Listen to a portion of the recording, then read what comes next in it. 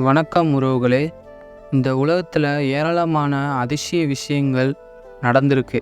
என் வாழ்க்கையில் நடந்த அற்புதமான ஒரு நிகழ்வை பற்றி தான் இந்த காணொளியில் நான் சொல்ல போகிறேன்.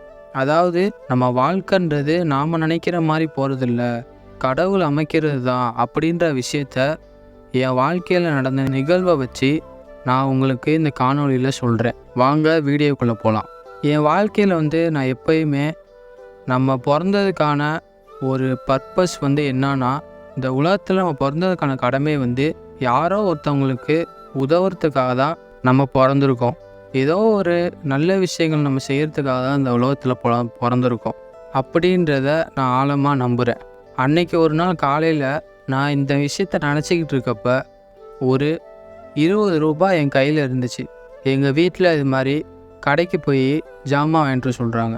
என்கிட்ட இருந்தது அப்போதைக்கு 20 ரூபா. நான் எங்கள் வீட்டு பக்கத்தில் இருக்க மளிகை கடைக்கு போகிறேன். நான் போயிட்டு இருக்கும் போது எங்கள் வீட்டிலேருந்து கொஞ்சம் தூரம் தள்ளி போனால் மளிகை கடை. நான் ரோடு கொஞ்சம் கிராஸ் பண்ணுற மாதிரி இருக்கும். நான் இதை நினச்சிக்கிட்டே நம்ம ரோடு கிராஸ் பண்ணுறப்ப திடீர்னு ஓம் நம சிவாய அப்படின்னு சொல்லி ஒரு சத்தம் எனக்கு கேட்டுச்சு. திடீர்னு பார்த்தா இந்த மாதிரி துறவிகள் இல்லை சாமியார்கள் இந்த நம்ம வீடு வீடாக போய் மக்கள்கிட்ட அந்த உதவி கேட்பாங்கள, அவர் வீடு வீடாக போய் ஓம் நம சிவாய அப்படின்ற மந்திரத்தை சொல்லி கேட்டுக்கிட்டு இருக்காரு.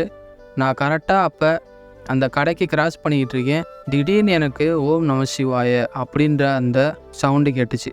என்கிட்ட இருந்தது அப்போதைக்கு 20 ரூபா. அந்த 20 ரூபாயை நான் எடுத்துகிட்டு கடைக்கு போகாமல் நேராக அவர்கிட்ட போனேன். அவர் ஒரு வீட்டில் வாங்கிட்டு முன்னோக்கி நடந்து போயிட்டு இருந்தார். நான் அவர் பின்னாடியே போய் அவரை கூப்பிட்டு அந்த 20 ரூபாயை கொடுத்தேன். இது நான் ஒரு கொடுத்ததை நம்ம சொல்லலை. நான் கரெக்டாக அந்த நேரத்துக்கு வீட்டிலேருந்து வெளியே வரணும், அந்த ஐயாவை நான் பார்க்கணும்.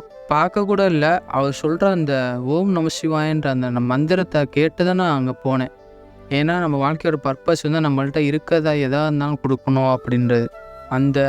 நான் கரெக்டாக அந்த நேரமும் அவருக்கு நான் கொடுக்கணுன்ற அந்த ஒரு விஷயமும் கடவுள் ஏற்கனவே முடிவு பண்ணி வச்சுருக்காரு அப்படின்றத நான் அந்த நொடியில் தான் நம்பினேன்.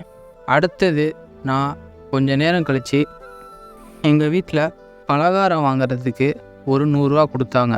என்கிட்ட ஃபோனில் ஒரு 100 ரூபா இருந்துச்சு.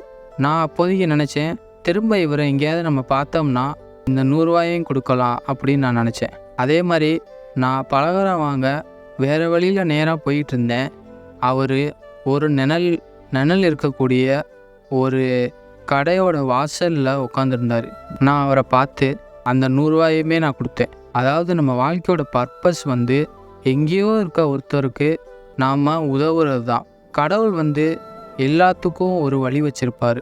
நான் கீழே இறங்கி வரும்போது அந்த ஓம் நம சிவாயன்ற அந்த சத்தம் கேட்டனால நான் என்னோட கடமையை உணர்ந்தேன்.